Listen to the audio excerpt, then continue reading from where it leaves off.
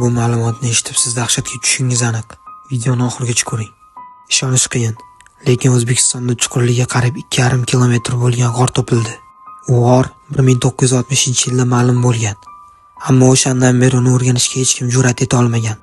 Biroq insoniy qiziqish o'sha g'orni o'rganishga qaror qiladi va g'orga bir guruh arxeologlar tushmoqchi bo'lishdi. U g'orga tushish juda ko'p mehnat talab qiladigan jarayon bo'lib, o'sha guruhga bir hafta kerak bo'ldi va ular ko'rgan qiyinchilik natijasi arzigulik edi. O'sha guruh topilmalar orasidan qadimiy sivilizatsiya qoldiqlarini topdi. U yerda taxminan 5000 yillik haykalchalar, uy ro'zg'or buyumlari va qutilarni topishdi. Ammo qutilar ichidan topilgan narsa butun guruhni dahshatga soldi. Chunki o'sha topilma insoniyatning butun tarixini qayta yozishi mumkin bo'lgan. O'sha qutilarda noma'lum irqning mavjudoti tasvirlangan tangalar bor edi.